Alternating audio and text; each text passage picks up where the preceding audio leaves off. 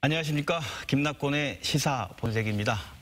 이번 한 주 동안 쏟아진 수많은 뉴스와 시사 속에서 우리 삶과 연관된 삶의 현장 속에서 시사의 본질, 본색을 찾아보도록 하겠습니다.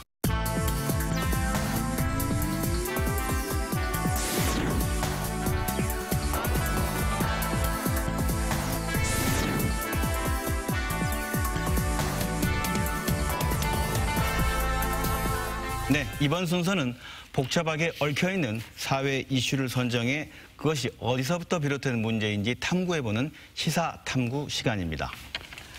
오늘 시사탐구의 주제는 사립유치원 그 해법은입니다.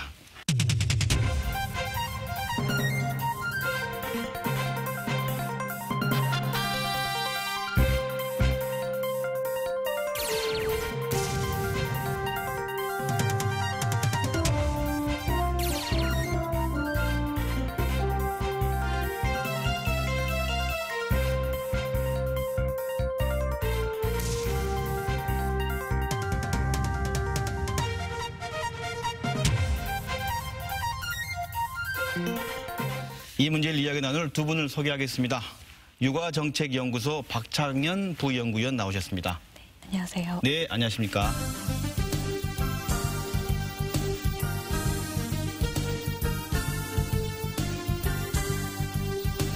정치하는 엄마들 조성실 대표님 나오셨습니다. 네, 반갑습니다. 정치하는 엄마들입니다. 네, 반갑습니다.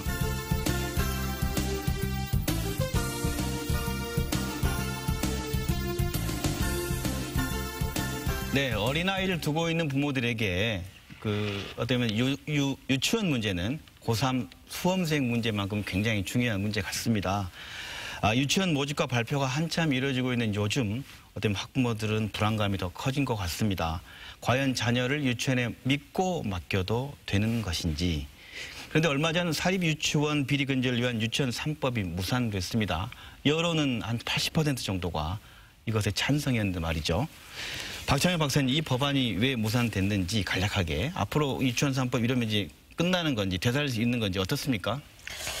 그 유치원 3법 관련해가지고는 제가 네. 보기엔 정말 아쉬운 부분이 많은데요. 네. 원래 올해 정기 국회 안에서 다 해결해 주시겠다고 약속을 하셨잖아요. 정치권에서요? 예, 네. 그럼에도 불구하고 지금 지원금을 보조금으로 바꾸는 문제라든지 학교 급식법이라든지 그것에 대한 개정이라든지 또 그 지금 유아교육법을 개정해가지고 지금 공공성을 강화하겠다고 하는 아주 기본적인 그러니까 최소한의 공공성을 위한 최소한의 기본적인 이런 방안을 안 해주신다고 하시니까 결과적으로는 지금 국민들 엄청나게 실망을 한 상태이고 네. 유치원의 다른 공공성 강화 방안에 어떤 박차를 가할 수 있는 어떤 기본이 안 돼 있는 상황이 되거든요. 그래서 뭐 앞으로 임시국회를 언제 어떻게 할지도 모르겠고 정말 좀 안타까운 그런 뭐 지금 그런 네, 심정입니다. 그 말씀은 네. 결국 이제 국회라는 게 네. 국민을 대표해서 어떤 네. 대의 정치를 하는 건데 예. 80% 정도가 찬성한 문제에 대해서 예. 어떻게든지 답을 내줘야 되는데 그렇죠. 답을 내지 않고 무산시킨 거죠. 네. 네, 그 정치하는 엄마들 그 조성실 대표님 먼저 생소하기도 하고 정치하는 엄마들 어떤 단체인가요?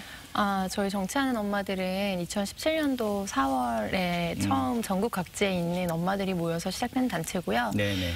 직접적인 정치 참여를 통해서 대한민국의 모든 아이들과 또 아이를 키우는 양육자들의 삶의 모순을 사회경제적, 정치적으로 해결할 때 우리 사회가 조금 더 행복하고 삶의 질이 담보된 사회가 될 수 있다는 믿음으로 활동하고 있는 비영리 사회단체입니다. 정치하는 엄마들 말씀하신 게 그 약자로 하마들이라고 그러셨는가요? 네, 정치하는 맞습니다. 엄마는 네. 하마들. 근데 이게 이 유치원 문제 생기기 전부터 있었던 조직이었습니까? 아니면 이 문제를 통해서 이 조직이 생겨난 겁니까? 어떻습니까? 저희가 2017년도 2월에 박근혜 정부 말기에 국무조정실 산하의 범부패 척결 추진단에서 네. 진행을 했던 이제 관련된 어린이집 유치원 감사 보고서를 보게 됩니다. 근데 그 내용이 뭐였냐면 전국에 네. 있는 유치원 어린이집 특히 기업형으로 거의 유지가 되고 있는 어린이집 95개소를 네네. 특정 감사를 진행을 했는데요. 그중에서 91개소가 감사에 적발이 되었고 그 내용이 뭐 평균 횡령비 뭐 액으로 치자고 하면 네.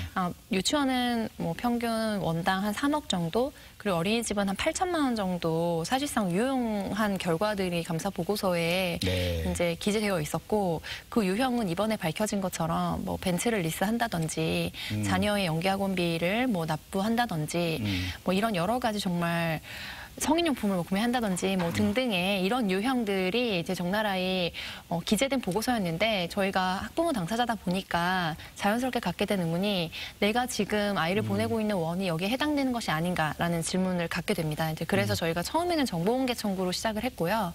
근데 이제 여러 차례 정보공개 청구를 했지만 국무조정실과 각 교육지원청에서는 이게 개인의 혹은 법인의 사적 이익을 심각하게 저해할 우려가 있다, 혹은 뭐 소송 중인 경우도 있고 이게 특정 감사에 해당한다라는 등등의 이유로 정보 공개를 하지 않으면서 저희가 관련해서 행정소송까지 진행을 했고요. 네. 이제 그러던 중에 MBC가 이 사실을 알고 네. 단독 보도를 하게 되는데, 여러 의원실에 이렇게 협업을 이제 요구를 했지만 사실은 거절을 당하고 박용진 의원실에서 이 부분을 같이 진행하기로 하면서 결과적으로는 의원실의 도움을 받아서 명단이 공개되었습니다. 근데 이게 왜 이렇게 당연히 공개해줘야 되고 할 문제인데 왜 그런 거예요? 어떻습니까? 제가 보니까 우리나라의 현실을 그냥 반영한 것 같고요. 네. 그러니까 엄마들이 이렇게 할 수 있었다는 것 자체가 이건 굉장한, 제가 보니까 이건 개혁이라고 생각이 되고요.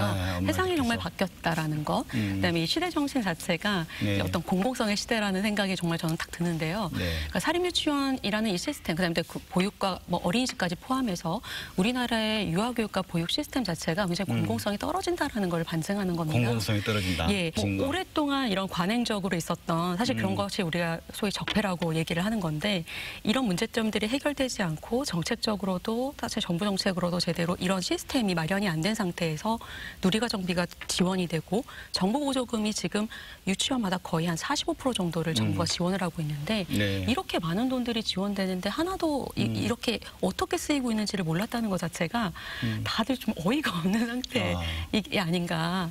뭐 이게 개인의 사립유치원 원장님들의 어떤 개인의 뭐 법인식의 부족이라든지 네. 뭐 인성의 부족의 문제가 아니라 구조적으로 사립유치원이 사인이 많은 어떤 정체성의 문제점들이라든지 기본적으로 정부의 관리 감독의 시스템의 어떤 허점들이 다 드러난 현상이라고 볼 수 있을 것 같습니다. 시청자분의 이해를 돕기 위해서 결국 자연스럽게 이렇게 박용진 3법 갖고 이 쟁점 내용들을 얘기하다 보면 이 얘기를 풀어줄 것 같아요. 네. 이런 문제가 있기 때문에 박용진 의원이라는 이름 하에 3법을 이렇게 제안한 거 아니겠어요? 3법 어떤 내용부터 좀 얘기를 할까요? 그 핵심 쟁점상 핵심이 어떤 겁니까? 일단은 유아교법하고 사립학교법하고 학교급식법을 이제 개정하겠다는 유아교육법, 겁니다. 네네. 유아교육법, 네. 그다음에 두 번째는 네, 사립학교법, 사립학교법. 그다음에 이제 학교급식법인데요. 네, 이 순서로 얘기해 보도록 하죠. 네. 네, 이제 뭐 유아교육법 같은 경우에는 일단은 이제 회계 시스템 자체를 이제 에듀파인을 좀 도입하겠다라는 부분들이에요. 사실 에듀파인이라는 말을 직시하는 건 아니지만 네. 결과적으로 회계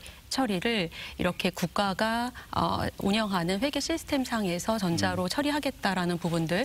네, 그동안의 에듀파인 시스템은 이제 국공립 유치원을 사용하고 있었는데 사립 유치원을 사용하고 있지 않았었습니다. 지금까지 어떻게 했길래 이제 필요한 거죠? 어떻게 했길래 그렇죠? 그러니까 이제 사립 유치원은 이제 국공립이 아니다 보니까, 그러니까 국공립이라고 하는 것은 다 국공립 유치원들은 이제 인건비와 그다음 운영비를 다 국가가 지원하고 있습니다. 그렇기 때문에 네. 그렇죠. 이제 사립 학교나 마찬가지죠. 공립이죠. 네. 예, 그렇기 때문에 그 모든 돈들을 다 투명하게 이제 국가 보조금으로 운영되다 보니까 투명하게 운영돼야 되고, 초중등과 같은 이제 사립 학교에서도 마찬가지로 지금 에듀파인을 모두 쓰고 있고 네. 사립 유치원만 안 쓰고 있는 거예요.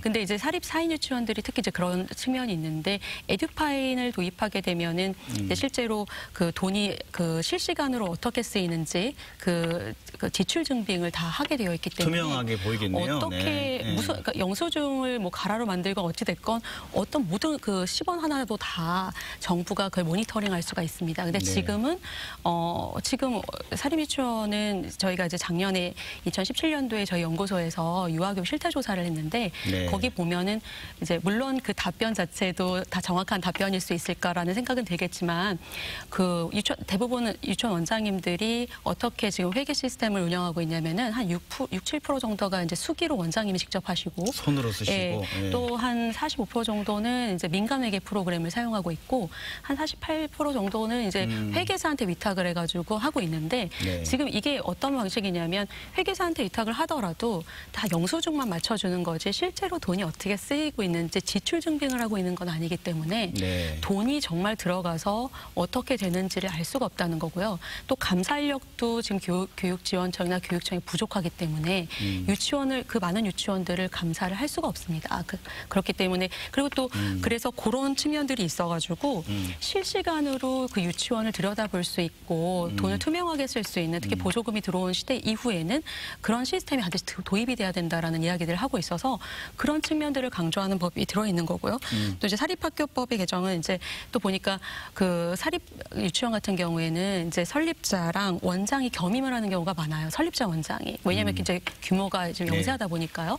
근데 이제 만약에 문제가 생겨가지고 징계를 하다 보면은 설립자 이사장이라는 말은 이제 뭐 명예직이긴 하지만 그 설립자나 경영자가 원장을 징계해야 되는데 같은 사람이기 때문에 셀프 징계를 하게 되잖아요. 아, 내가 나를 징계해야 되는. 네, 그러면은 셀프 네. 징계를 안 할 수밖에 없으니까 아무 효과가 없으니 그걸 분리하자고 한 겁니다. 학교급식법 같은 경우에는 지금 아까 말씀하신 것처럼 그 정시하는 엄마들도 봤을 때 특히 급식 부정이 되게 많았다는 겁니다. 뭐 예를 들어서 무슨 뭐 수박 하나로 가지고 애들을 뭐 100명을 먹인다든지 기적이라고 예, 뭐 그런 부분들이 생기기 시작하니까 아이들한테 돈이 안 들어가잖아요. 근데 지금은 네. 원장님이 적절하게 급식을 할 수 있도록 되어 있는데 네.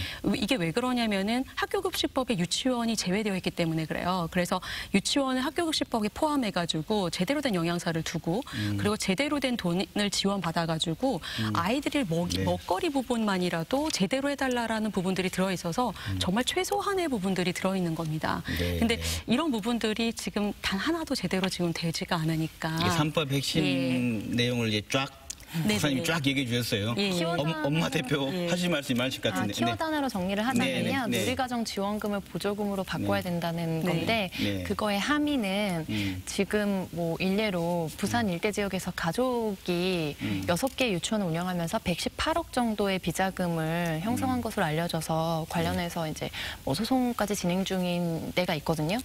그런 경우에 정말 누가 봐도 국민의 법 감정은 네. 거기에 대해서 당연하게 책임을 져야 한다잖아요. 근데 현재 우리가 2조 가까운 비용을 누리과정 지원금이란 명목으로 네. 유아교육에 투자를 하고 있는데도 불구하고 관련해서 그렇게 정말 속속들이 비자금을 조성하고 사적인 목적으로 유용을 해도 형사상 처벌을 할 수가 없습니다. 그래서 어떻게 되냐면요. 그 네. 말인즉슨 들키면 바보가 되는 거고 안 들키면 땡큐인 거죠. 예. 그래서 이제 그런 부분에서 이렇게 악질적인 횡령 혐의가 있을 때에는 그 책임을 명확하게 묻도록 하고 형사상 책임이라는 것은 뭐 필요하다면 징역형도 할 수 있도록 하고 금액에 비례해서 거기에 대해서 책임을 지도록 하자라는 것이고요. 근데 이게 왜 누리과정 지원금에서 보조금으로 바꿔야 된다고 계속해서 주장을 하냐면 네네. 지원금은 이제 3자 간의 관계인 보조금과 거예요. 지원금의 차이 좀 네네. 쉽게 설명해 주세요. 네, 쉽게 설명해 드릴게요. 네. 3자 간의 계약이 되는 겁니다. 네. 정부가 돈을 학부모에게 주는 거예요. 그럼 학부모가 그 카드가 있어요. 그러니까 현금이 들어오는 건 아니고요. 그 카드를 네. 그냥 명의만 사실 쓰는 거죠. 대포통장처럼. 그래서 유치원에 결제를 하도록 되어 있습니다. 근데 그 경우에는 사실 대법원 판례나 이런 부분들이 이게 사실상 국가에서 직접 목적을 정해서 준 보조금하고는 성격이 다르다. 네. 그렇기 때문에 형사상 처벌을 할 수가 없어요. 그게 이제 지원금이라는 얘기죠. 네. 그런데 이제 박용진 3법에서 핵심으로 다루고 있는 사안은 이거를 보조금으로 바꿔야 된다는 것이고 보조금은 정부에서 유치원에게 직접 지급을 하는 방향이 되는 거고요. 네. 그렇게 됐을 때 목적을 다 규정하도록 되어 있습니다. 그러니까 이 비용은 여기에 쓰도록 저 비용은 저기에 쓰도록. 그래서 그것에 맞지 않게 썼을 때 네. 명확하게 이게 국고 지원금을 정말 국고를 횡령했다라는 그 법리가 적용이 되는 거예요. 그래서 이제까지 대법원 판례를 너무나 악질적으로 정말 악용한 경우들이 많았기 때문에 새로운 법안이 필요한 상황인 것이고 네. 그래서 그 골자가 바로 형사상 처벌을 가능하도록 하는 부분입니다. 그 사립유치원은 이런 얘기 할 수 있잖아요. 사립유치원 개인 사업자 아니냐. 이 부분을 얘기하면 어떻게 얘기할 수 있을 것 같아요? 그러니까 지금 사립유치원 특히 개인이 운영하고 있는 유치원의 경우에는 주장하시는 바가 이제까지 정부에서 하고 있지 않았던 유아교육의 역할을 공공적 역할을 우리가 대리해왔다. 네, 그렇죠. 굉장히 자선 사업을 해오신 것처럼 말씀하고 계시는데 그렇죠, 네. 그렇지 않고요. 업계에서 이미 사립유치원을 운영하는 것은 거의 황금알을 낳는 거위처럼 인식이 되어 왔고 그렇기 때문에 가족들이 다 붙어서 이제 운영을 하는 경우도 굉장히 많았고요. 현재 교육 용역을 제공하는 기관으로서 사립유치원은 면세 대상입니다. 첫 번째 부가가치세가 면세되고요. 네. 면세되고 취득세나 재산세가 85% 면세되고 있습니다. 네. 그리고 심지어 나머지도 원장님 개인이나 운영자, 그러니까 그 설립자가 내는 게 아니고 교비 회계에서 15% 납부할 수 있어요. 사업소득세도 면제되고 있고요. 딱 정말 그 세금이 부과되고 있는 거는 원장 개인 급여에만 소득세가 부과되고 있습니다. 네. 그렇기 때문에 세제 혜택을 굉장히 많이 받아왔고 누리과정 지원금이라는 명목으로 지원되고 있는 게 연 2조 가량이거든요. 그래서 이 부분에서 말씀하신 것처럼 45% 가까운 돈을 사실은 국고 지원으로 운영이 되고 있어요. 근데 만약에 학원 같은 경우에는 다릅니다. 학원 같은 경우에 부가가치세가 면제되고 있긴 하지만 네. 나머지 부분은 다 세금을 내고 있고요.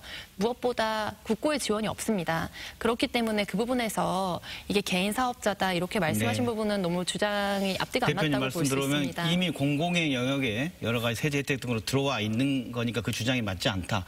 이런 얘기도 하잖아요. 정부가 오히려 이게 사유재산이니까 시설 사용료를 내야 되는 거 아니냐라고 한유총은 주장을 해요. 그거에 대해서 어떻게 얘기할 수 있습니까?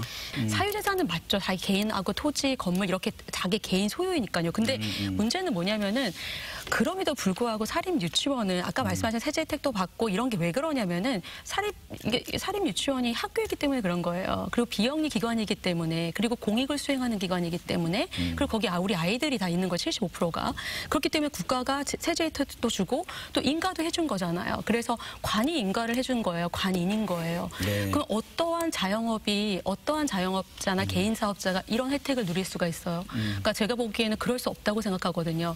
그럼에도 불구하고 그 세제 혜택을 얼마 되지도 않는다고 얘기하실 수 있고 뭐 운영이 어렵다 얘기하실 수 있겠지만 그럼에도 불구하고 지금 시설 사용료를 내라고 하는 거는 이거는 자기 모순인 겁니다. 왜냐하면 시설 사용료라 하면 내가 내 개인 건물을 너희들이 사용했으니까 거기에 대한 이용 비용을 내라는 건데 아이들이 학교를 이용했는데 학교 이용했다고 비용을 내라고 하는 거는 일단 말이 안 되는 거잖아요.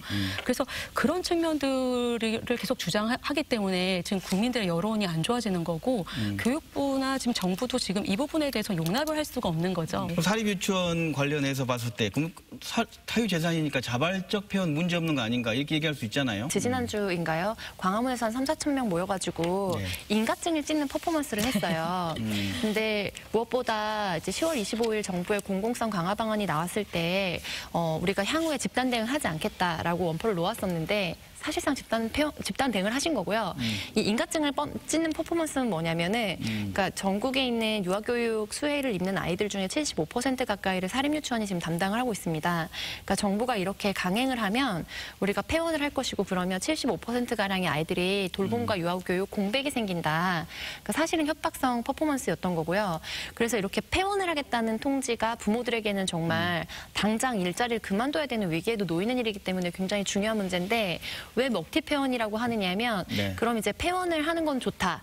그런 원들의 경우에 특정 감사를 통해서 명확하게 그간의 회계상의 문제가 있어서 향후에 투명성이나 공공성이 이렇게 뭔가 제도화되었을 때 더 많은 행정 처분을 받게 되거나 환수 조치를 받게 될까 봐 도망가는 폐원은 아닌지 확인을 해야 된다라는 부분이 학부모들의 요구인 것이고 그리고 정부에서 내린 관련된 지침 중에 하나는 3분의 2 이상의 동의를 얻고 지금 재원 중인 아동들을 주변의 국공립이나 뭐 안 되면 사립이라도 해서 대체할 수 있는 계획을 내놓은 다음에 폐원을 하도록 하는 방안을 이제 유도를 하고 있는 상황입니다. 지금 지난 10일 날 이제 교육부에서 이제 시행령 개정을 통해 가지고 네. 아까 말씀하신 것처럼 폐원 연월일을 이제 그 학년도 말로 명시를 해 가지고 이제 그 학기 중에 폐원을 못 하게 만들겠다. 시행령으로. 중도 폐원 못 하게 한다. 네. 그래서 지금은 이제 그리고 또 폐쇄를 하려면은 이제 교육청이 이제 가 가지고 그 유아 지원 계획서를 이제 제출을 해야 되고 이제 그런 측면들을 다 조금 계속 보강하시겠다는 거죠. 그래서 함부로 폐원을 할 수 없게 하겠다. 그리고 학부모의 3분의 2 이상의 동의서를 받도록 하고 이거를 또 교육감이 딱 확인을 전원 조치를 딱 확인하는 거를 의무화하겠다고 했거든요. 네네. 그래서 이런 어떤 장치들을 통해서 이제 폐원을 좀 막아보고 그러니까 폐원이 또 이제 갑자기 다 같이 되면은 아이들이 이제 갈 곳이 없잖아요. 지금 부모님들이 폐원하겠다고 하는 유치원에 저항할 수가 없어서 협동조합형 유치원을 만들겠다. 우리가 키우겠다 해가지고 네. 협동조합형 유치원 내달라고 이야기를 하고 있지 않습니까? 그래서 정부가 거기에 반응하고 있는 걸로 알고 있고요. 이제 일단 기본적으로 이런 구조를 만드는 것 자체가 우리가 교육을 하는 입장에서 네. 나와서는 안 될 말들이지요, 지금. 네네. 앞으로 어떻게 해나가야 이 공공성 확보가 되고 미래로 나갈 수 있을까요? 네, 뭐 이미 정부에서 지금 안도된 상태인데요. 일단 사립 유치원들이 유아 학교라는 걸 잊으시면 안 될 것 같습니다. 지금 이제 누리과정 들어와가지고 시대 들어와가지고 유아 학교라는 부분에 대한 것을 좀 많이 잊고 계신 것 같은데 네네. 학교임을 잊으시면 안 될 것 같고 학교다. 학교로서의 기능을 제대로 할 수 있도록 그 정부가 정책을 제시하고 또 그것에 대해서 어느 일부는 좀 수용할 수 있어야 될 것 같습니다. 지금같이 네. 이렇게 계속 강대강으로 이렇게 서로 대체를 하게 되면은 결과적으로는 그 피해를 보는 건 아이들과 부모님들이거든요. 그렇죠. 네. 그렇기 때문에 일단 학교라는 테두리 속에 들어와서 정당하게 국가에다가 돈을 지원해달라고 이야기를 할 수 있을 거라고 저는 생각을 하거든요. 그렇기 네. 때문에 제가 보기엔 오히려 더 전략적으로 접근을 할 필요가 있지 않을까 정부에. 제가 만약에 한유총의 제가 멤버라고 한다 그러면은 네. 오히려 공공성은 이건 거의 시대 정신이고 모든 지금 국민들이 요구를 한다면 공공성을 받고 그다음에 자율적 운영을 이렇게 요청을 하는 것이 저는 네. 현명한 방법인 것 같아요. 지금처럼 우린 학교가 아니었어요. 자영업이에요. 개인 사업자 이런 거는 너무나 잘못된 접근이고 어느 누구한테도 지금 네. 공감을 얻지 못하거든요. 그래서 뭐 그렇고 또 지금 정부 정책으로는 이제 공영형 유치원이라든지 뭐 협동조합형 유치원이라든지 그다음에 사립 유치원들을 매입하는 방식이라든지 그다음에 이제 국공립 유치원의 운영 모델을 다양화해가지고 지역별로 국공립 유치원을 신증설하거나 네. 아니면 국공립 유치원의 유형을 이제 다양하게 해가지고 어느 지역 17개 시도교육청을 다 돌아보면은 어느 지역은 좀 단설이 좀 많은 곳이 있고 어느 지역은 또 병설이 많기 때문에 어떻게 하면 그런 것들을 좀 잘 배치해서 부모들이 좀 쉽게 이용할 수 있을까 아이들하고 그런 것들을 지금 고민 중에 있기 때문에 그런 정책들의 디테일을 좀 잡는 것들이 되게 중요하겠다 생각이 듭니다. 부모들이 국공립을 기대하는 거는 우선 국공립이 부모 부담금이 거의 없습니다. 그래서 사립과 국공립에 국공립 갈 때 추첨하면서 온 가족이 그날 다 휴가 내가지고 막 탁구공 뽑고 이런 게 늘 연례 행사처럼 뉴스에 그렇죠. 나왔잖아요. 네. 근데 그런 이유가 제가 서울에 살고 있는데 서울에서 이 아이를 국공립에 보내면 한 달에 뭐 5만 원, 3만 원 낼 거를 사립 유치원에 보내면 30만 원, 35만 원을 내야 되는 상황이에요. 네. 그래서 국공립 유치원이 이제까지는 사실 하원이나 이런 부분, 돌봄 서비스나 이런 부분이 사립에 비해서 적었다는 평가가 있었음에도 불구하고 압도적인 지지를 받았던 겁니다. 그래서 이제 국공립이 같이 사립과 병행할 수 있는 구조를 찾아가자라는 것이 학부모들의 가장 큰 요구고 그렇기 때문에 사립 유치원도 말씀하신 것처럼 정말 공공성과 자율성을 함께 신뢰를 얻을 수 있는 방향으로 어떤 노선을 잡아야 되는 상황이다 이렇게 말씀드리겠습니다. 박사님 그 끝으로 두 분께서 유치원 교육의 신뢰 회복을 위해 필요한 것이라든가 학부모들에게 필요한 노력이라든가 뭐 하시고 싶은 말씀 있으면 간략하게 마무리 말씀 듣고 하도록 하겠습니다. 네. 네, 그냥 저는 이제 아까 말씀드렸던 것처럼, 네. 그러니까 그 유아 학교에 대한 그 인식을 사립 유치원들이 반드시 갖고 있어야 될 것 같아요. 그래서 앞으로는 더 이상 뭐 자영업이라든지 개인 사업자라는 이야기를 꺼내지 않더라도 다 알고 있습니다, 국민들은. 그렇기 때문에 학교로서 제대로 된 기능을 하시고 지역사회에서 존경받는 유아 학교의 교장 선생님이 되시기를 좀 부탁드립니다. 저는 유치원 비리는 아이들의 건강과 안전과 맞바꾼 대가라고 말씀드릴 수 있겠습니다. 이제 급식 비리는 바로 직결되니까 직관적으로 딱 우리에게 와닿잖아요. 그런데 다른 부분에 뭐 공금을 유용한 혐의라든지 이런 부분들도 사실상 노후 시설을 위한 뭐 적립금이라든지 이런 부분들을 유용한 경우들이 굉장히 많기 때문에 그리고 뭐 사실은 뭐 불법 증축물을 한다든지 관련해서 그래서 이런 부분들에 대해서 아이들의 행복은커녕 안전과 건강 건강권을 계속해서 위협받고 불안해하는 것이 대한민국 부모들의 현실이고 그래서 정말 유아교육의 미래와 또 현재적 발전을 위해서 우리가 함께 머리를 맞대야 되는 시점이라고 생각합니다. 이게 한유총을 중심으로 한 유아교육 현장의 운영자들의 문제이기도 하지만 무엇보다 이 변화를 2달 가까이 이렇게 이슈를 계속해서 만들어 온 데는 폭발적인 국민들의 관심이 가장 큰 공헌을 했거든요. 이거는 뭐 예를 들면 저희 단체 회원들만이 할 수 있는 성과도 아니었고 그리고 아이들을 원에 보내고 있는 미취학 아동의 부모들만이 이룰 수 있는 성과도 아닙니다. 네. 정말 이모, 삼촌, 할머니, 할아버지가 다 같이 함께 관심을 갖고 이거를 의제화를 해주신 거거든요. 네. 그래서 지금 시작이 됐지만 아무런 변화가 생기지 않았기 때문에 끝까지 관심을 갖고 지켜봐 주시고 참여해 주시기를 부탁드립니다. 근데 모든 아이는 모두의 아이다. 그리고 아이 하나를 키우는데 마을 전체가 필요하다. 이런 말씀 많이 들으셨죠? 육아정책은 결국 사회 구성원 모두의 책임과 관심의 영역 속에 있다는 얘기 아닌가 싶습니다. 모두 한 발짝씩 좀 다가서서 한 아이의 미래를 생각하는 마음으로 상생의 해법을 찾아봤으면 합니다. 오늘 두 분 좋은 말씀 감사합니다. 네, 수고하셨습니다. 네.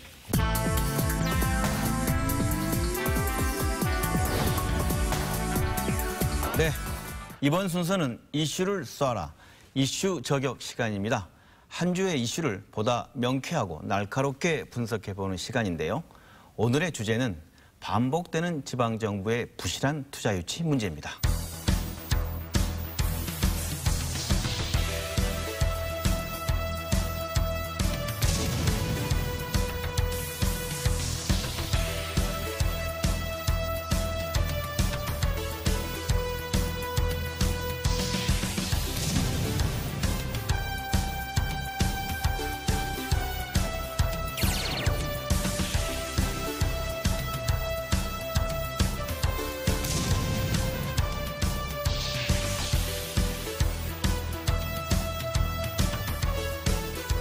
함께 이야기 나눌 두 분의 명사수를 소개해 올리겠습니다. 광주일보 편집국 부국장 장필수 기자 나오셨습니다. 안녕하십니까? 반갑습니다.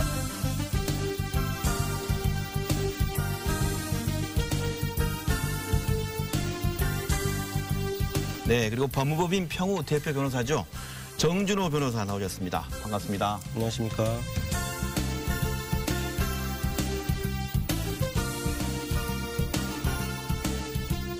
얼마 전인 지난 10일이죠. 한 줄짜리 단신 기사가 떴습니다.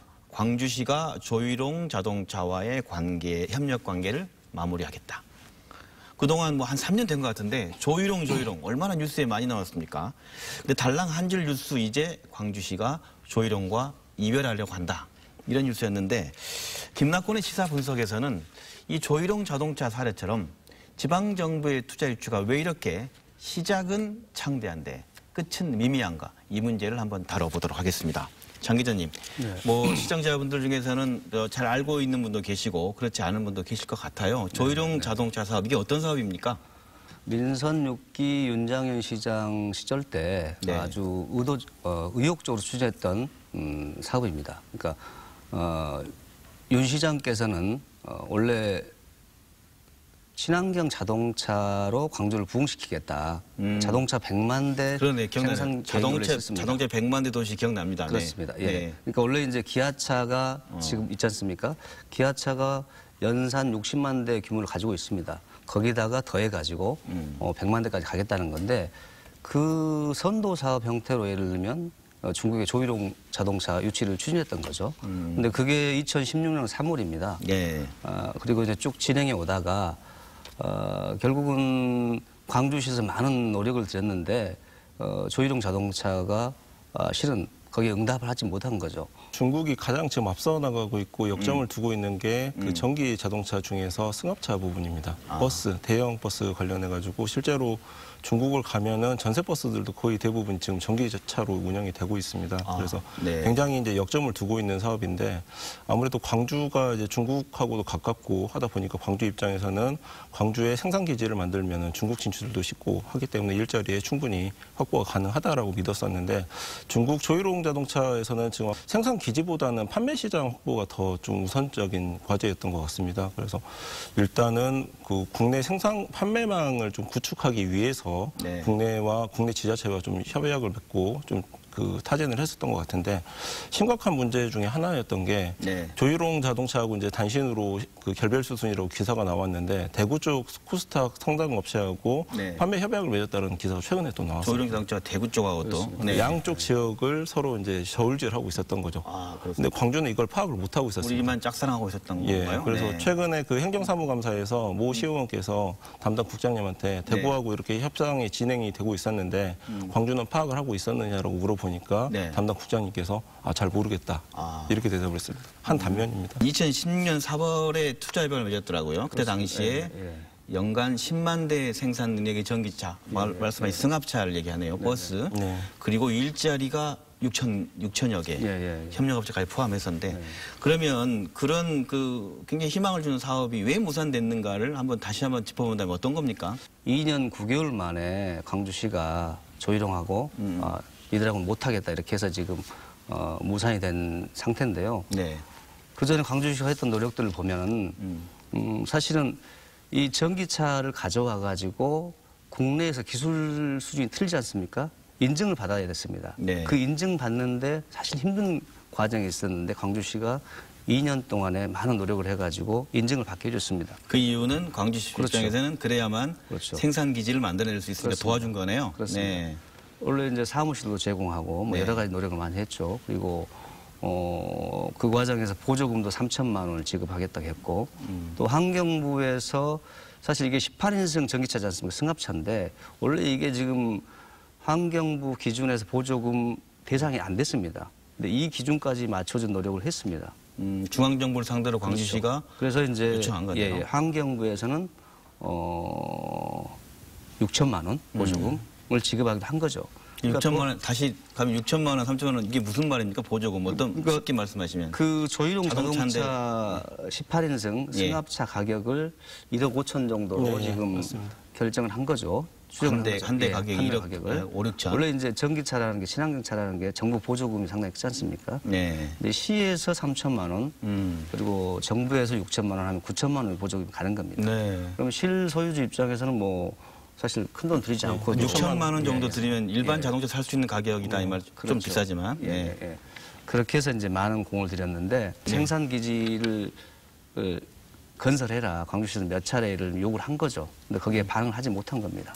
그런 말씀은 광주시가 생산기지를 지어서 일자리를 만들기 위해서 제시한 그렇죠. 거니까 판매를 위해서 아까 말씀하신 것처럼 중앙정부나 지방정부 보조금 문제까지 다 해결해 주면서 그렇죠. 나섰는데 예, 예. 생산기지 건설을 하지 않은 건가요? 어떤 문제입니까? 속내를 제대로 파악을 못했다라고 볼 수가 있는데요. 속내요. 애초에 네. 생산기지를 국내에 진출시키려는 생각 자체가 있었는지 좀 의문이고요. 아. 말씀하신 것처럼 대구 업체하고 판매 협약을 맺은 것도 쉽게 말하면 이제 딜러사를 체결을 해서 확보를 했다라고 이제 보시면 됩니다. 그래서 지금 보면은 이제 충청남도 같은 경우에는 그 투자 유치 TF 팀이 한 35분 정도가 구성이 돼 있어가지고 네. 그 접촉 타겟팅이 되는 기업에 대해서 그 속내라든지 지금 그 환경이라든지 정서라든지 이런 걸 면밀하게 분석을 해가지고 그리고 나서 유치 활동을 그 다음에 들어가게 됩니다. 근데 광주시 이번에 조일홍 자동차 같은 경우에는 네. 그런 단계가 생략되게 됐기 때문에 결국은 이런 사태가 벌어지지 않았나라는 생각을 하게 됩니다. 네. 어떤 속내를 그렇습니다. 잘 분석하지 못하고 그런 능력이 안 됐다 그런 얘기인가요?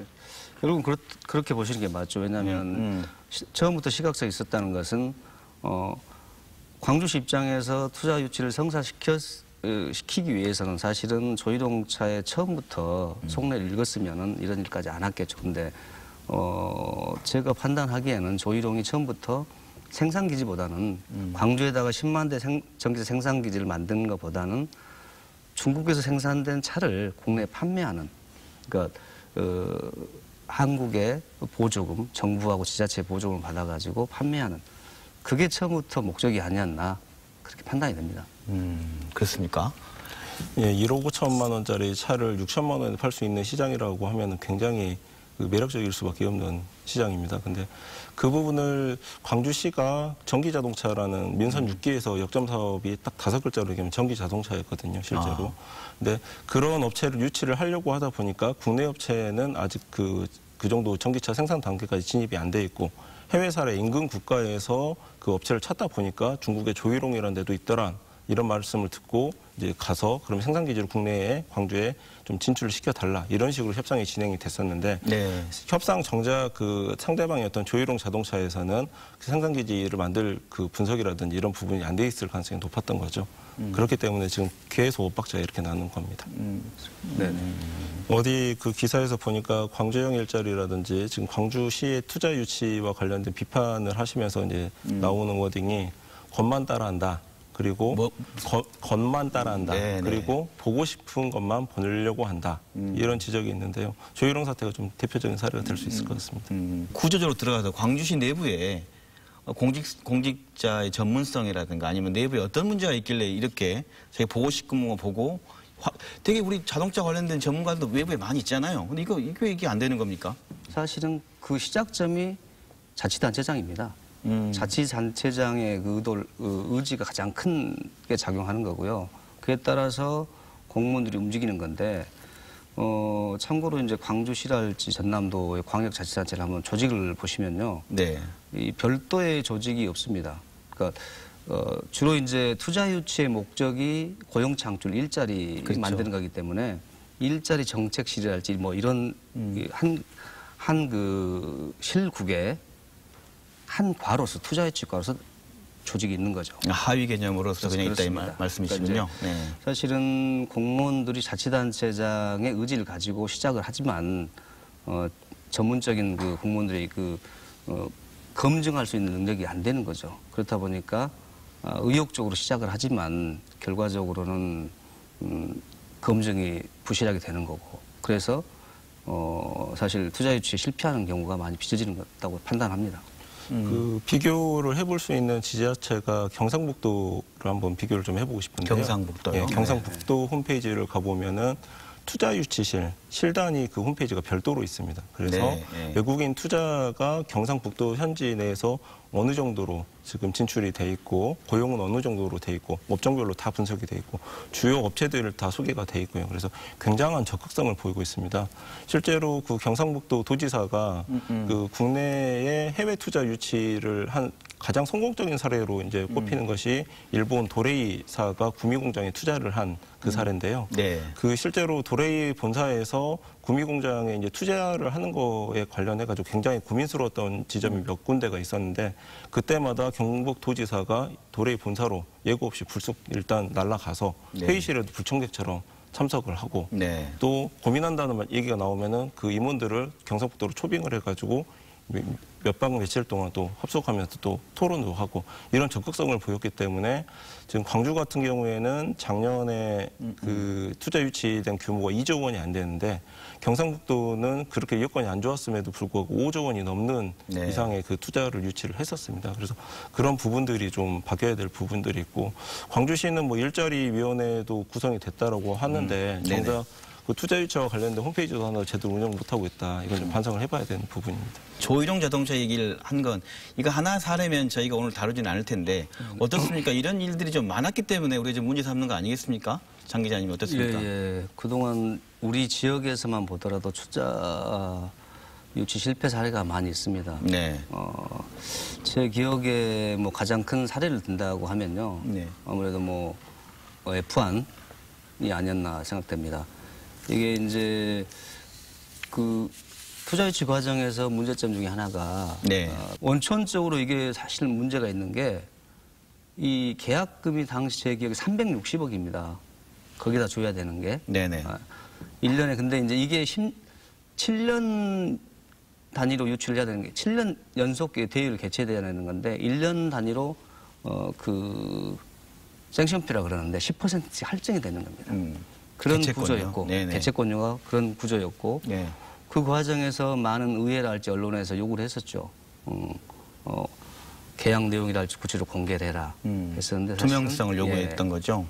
흔히 이제 자치단체에서 말하는 게 계약 당사자들끼리 비밀주의라는 이유로 공개를 안 했던 겁니다. 그래서 대회가 개최됐었고 결과는 어떻게 나왔느냐. 국비 8천억이 넘게 들어갔고 전남도에서는 지방채를 2,800억 이상 냈습니다. 그래서 1조 1,600억이 들어간 사업입니다.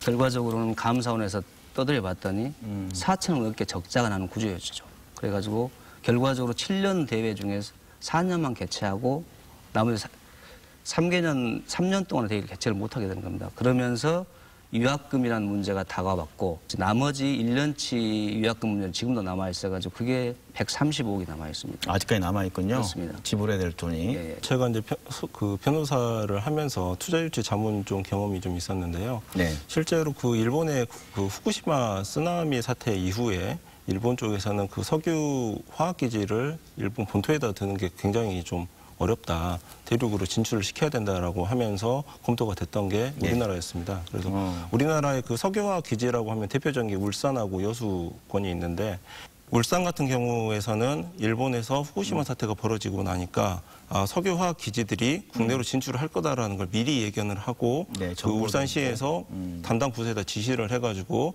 석유 비축 기지가 온다고 하면은 외국인 투자구역 지정을 그 요건을 완화를 해서라도 적극 유치를 해라 이렇게 지시를 했었습니다. 근데 저번 달 기사를 보니까 나주시에서 LG화학에서 2천억대 투자를 증설을 하려고 검토를 하고 있었는데 인허가 절차만 1년 넘게 미루다가 눈치를 보니까 그 LG화학에서 한 달 전에 우리는 그 증설 계획을 포기를 하겠다라서 취하서를 제출을 했었습니다. 그래서 이런 부분이 극명하게 이제 그 대비가 되는 사례로 볼 수가 있습니다. 네. 투자 유치의 능력과 마인드의 차이가 있다 그런 말씀이신 것 같은데요. 네. 우리 정 변호사님이 나주 LG화학 문제를 네. 말씀하셨는데 그 투자 유치 실패 사례도 상당히 의미가 있습니다. 저에게서는 당시 실패한 가장 큰 원인은 주민들의 눈치 보기였습니다. 자치단체장이 지역에서 일부 반대 목소리가 항상 있는 겁니다. 네. 뭐 환경단체랄지 필요 포함해가지고. 근데 그게 결국은 그분들의 일부 목소리를 자치단체장이 너무 크게 받아들인 거죠. 이게 선거라는 사실이 있었고 그러다 보니까 결국 많은 일자리를 창출할 수 있고 지역에 예를 들면 많은 그 지방세를 줄 수 있는 이런 큰 투자 유치를 놓쳐버린 겁니다. 결국 그 투자 유치라는 어떤 일자리 문제가 정치 함수하고 그렇습니다. 결합되면서 놓쳐버린 사례다 그런 말씀이신 것 같네요. 이게 결국은 투자 유치가 성공을 하기 위해서는 자치단체장의 역할이 네. 상당히 크다.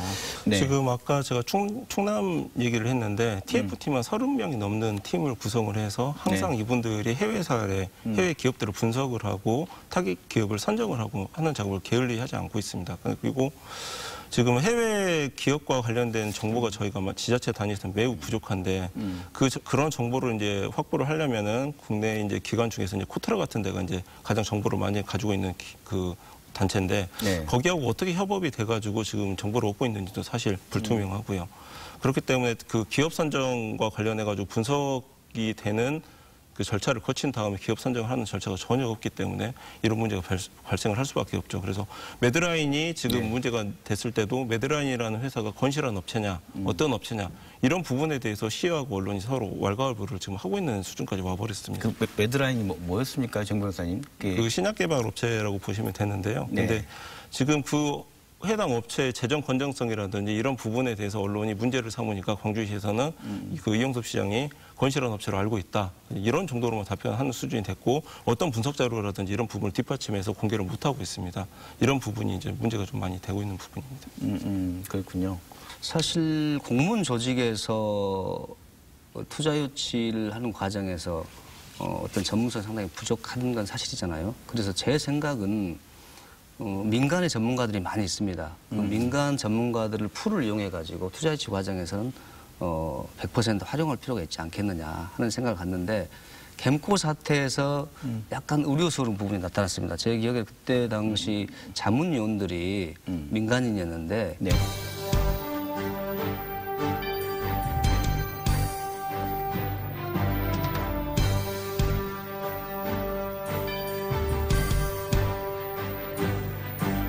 이 자문위원들이 사실은 미국 업체하고 짜고 그 과정에서 예를 들면 광주시에 정보를 넘겨주고 돈을 받은 거죠. 그래서 결국은 예를 들면 민간 전문가 풀을 운영하더라도 결국은 공무원 조직에서 그걸 최종 검증을 해야 된다고 저는 판단합니다. 그래야지 투자 유치에 실패하지 않고 예를 들면 혈세를 낭비하지 않는 거라고 보는 거죠. 왜 그게 너무 쉬운 일일 것 같은데 왜 이렇게 안 되는 거죠? 평소부터 그 풀을 구성을 해놓고 관리를 해줬어야 됩니다. 그리고 끊임없이 인력 충원을 해주고 문제가 되는 분들은 또 걷어내고 이런 작업들이 진행이 돼야 되는데 이슈가 있을 때마다 그때그때 추천을 받아가지고 졸속적으로 위원회를 구성을 하다 보니까 이런 문제가 좀 생기는 거고요. 이번에 그 광주형 일자리와 관련해가지고도 네. 민간 그 투자 유치단이 구성이 됐었는데 최초 7명에서 구성이 됐다가 법률 전문가가 포함이 돼서 8명으로 이제 확대가 됐습니다. 면면을 살펴보니까 실제로 투자 유치 경험이 있는 그런 위원분들은 몇 분 안 계십니다. 한두 분밖에 안 계셨고요. 네. 법률 전문가를 추가를 했다라고 해서 면면을 보니까 실제로 그 투자 유치 자문과 관련된 경험이 있는 그런 전문가 변호사를 좀 추천을 했으면 더 좋았을 것 같은데 그런 모습도 보이지도 않고요. 그래서 그 한정된 풀에서 위원들을 추천을 서로 받다 보니까는 이제 네. 문제가 좀 생기고요. 매드라인 같은 네. 경우 할 경우에도 그 관계된 대리인이 있었는데 기자들도 그 대리인을 취재했던 것 같은데 네네. 나중에 대리인은 투자라고 하는데 나중에 본사는 우리 그런 적 없다라고 얘기했던 거고 조일용 자동차도 보면 조일용 코리아가 있었던 것 같아요. 근데 그쪽에 관련된 전문성이 있냐 하는 문제. 아까 F1도 말씀하셨는데 네. F1도 관계 중간에 처리한 사람이 과연 이거 옳은 거냐. 근데 본 곳을 제대로 확인할 능력이 공직자도 없고 그러다 보니까 또 이게 사기로 해준 네네. 그런 문제 있는 거 아닙니까? 그렇다고 봐야죠. 결국 이제 브로커란 말을 쓰는데 브로커가 뭐 국내에서는 아직까지도 의미가 좋지 않지만 어떤 면에서는 외국처럼 사실 그렇게 부정적으로만 볼 수는 없습니다. 뭐 매드라인이랄지 조일용이랄지 F1에 다 예를 껴 있는데 그 친구들은 사실은 예를 들면 이런 예를 들면 투자 유치 건이 있다를 가지고 보따리를 가지고 돌아다니는 거지 않습니까? 그러면 충분히 그럴 수 있습니다. 그렇죠. 그렇죠. 그걸 가지고 결국 이제 결정을 하는 자치단체에서 얼마나 예를 들면 철저하게 검증을 하고 확인을 하고 해야 되는데 네. 그게 안 되는 거죠. 그러니까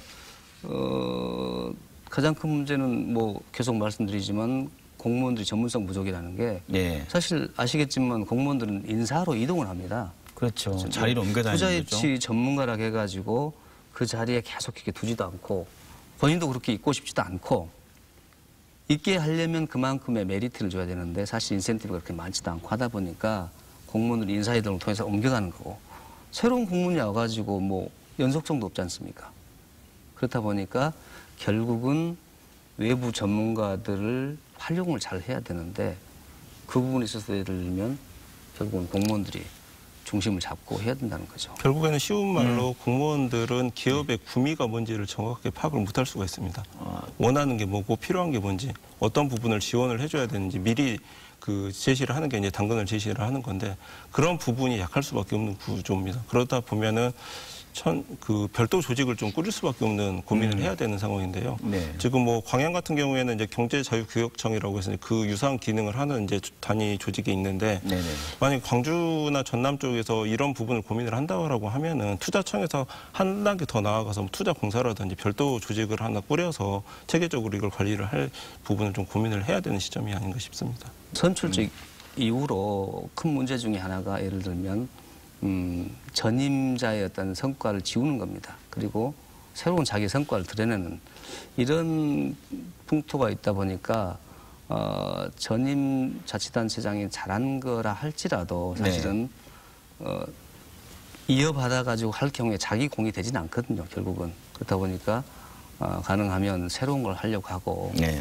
그런 경향이 있는 거죠. 전기자동차 같은 경우에는 민선 6기 시장이 들어오셔가지고 본인의 역점 사업으로 던져버리고 이게 성과가 없이 끝나버리고 지금 7기로 넘어오게 됐는데 그렇죠. 그렇게 된다고 하면은 지금 7기 입장에서는 굉장히 고민이 될 수밖에 없는 부분입니다. 이 자동차 산업을 그대로 끌고 갈지 또 시작부터 이 광주형 일자리와 관련해가지고 네. 너무나 큰 홍역을 치러버렸기 때문에 그럼에도 불구하고 7기, 8기, 9기로 넘어가면서 10년, 15년이 되는 장기 프로젝트가 광주에 과연 존재를 하는가 이런 부분도 좀 따져봐야 될 부분입니다.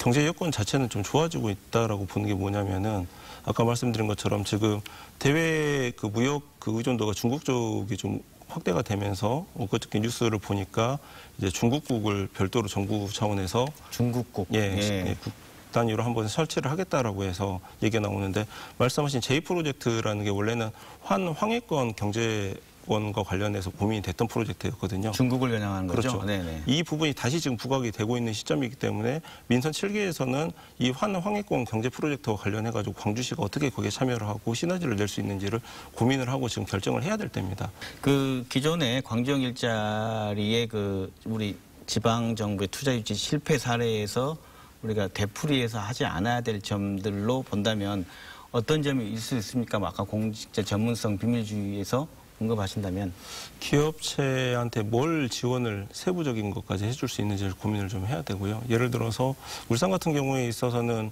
보고서를 쓰다가 막히면은 그 울산 유니스트 연구소까지 연결을 해주는 식으로 뭔가 사소한 거 하나까지 좀 도와주려는 그 부분들이 있고요. 그다음에 광주형 일자리 같은 경우에 있어서는 지금 인건비를 낮추는 모델을 제시를 해가지고 현대차를 끌어들였지만은 결국에는 사업 타당성 이유로 되풀이돼서 이제 나간 건데 인건비만 낮추는 모델을 제시할 게 아니고 실질적으로 다른 측면까지 끌어들여서 현대차가 투자 결정을 할 수 있게 만드는 그런 부분을 좀 고민을 해야 됩니다. 네. 지금 오늘 얘기는 지금 반복되는 그 지방 정부의 그 투자 유치 문제점을 다루고 있습니다.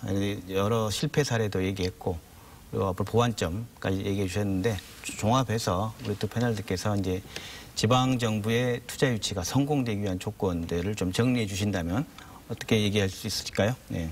우리가 언론에서도 보도를 많이 합니다만은 MOU 단계에서 많이 보도를 합니다. 네. 투자 협약 단계에서. 근데 실제 투자 실현율은 높아야 절반 정도 되거든요. 그렇기 때문에 검증이 저는 중요하다고 보는데 그 부분에서 예를 들면 공무원 조직부터 전문적인 것을 갖출 수 있도록 토대를 마련해 주자.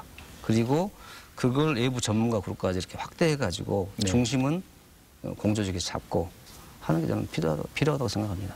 네, 우리 정 변호사님께서 말씀해 주신다면. 네. 그 2015년도에 충남 발전연구원이라고 하는 이제 연구소에서 네. 기업 투자의 활성화 방안이라는 보고서를 제출을 했는데요. 거기에서 이제 각 지자체별로 성공적인 투자 유치 사례를 한 10가지 정도를 보도를 했는데 네. 광주는 한 곳도 포함이 되지 않았었습니다. 그렇습니까? 예. 네. 좀 반면교사로 삼아야 되고 좀 고민을 해봐야 될 부분인 거고 화순 같은 경우에는 그 개발이 안 돼 있었지만은 좀 그 암 투병 환자들을 위한 친환경적인 뭐 어떤 생태 환경이라든지 이런 걸 부각을 시켜가지고 여러 가지 백신 단지라든지 이런 부분을 유치를 좀 적극적으로 하고 있지 않습니까? 그래서 그렇죠. 광주가 가지고 있는 경쟁력이 무엇인지를 한번 파악을 해보고 거기에 맞는 기업을 유치할 수 있는 지원책을 마련을 하는 것도 필요하다. 저는 그렇게 말씀 좀 드리고 싶습니다. 네. 네. 더 많은 투자 기업이 털을 잡고 투자해야 우리 지역 경제의 순환이 빨라진다는 점에서 투자 유치는 무엇보다도 중요합니다.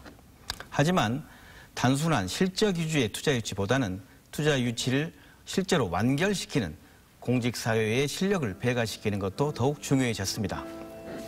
투자 유치를 잘하면 결과가 달지만 그렇지 못하면 그 결과가 두고두고 후손들에게 짐이 될 수도 있기 때문입니다. 김낙곤의 시사분석 오늘 순서 여기서 마칩니다. 고맙습니다. 시청자 여러분. 감사합니다. Once I wanted to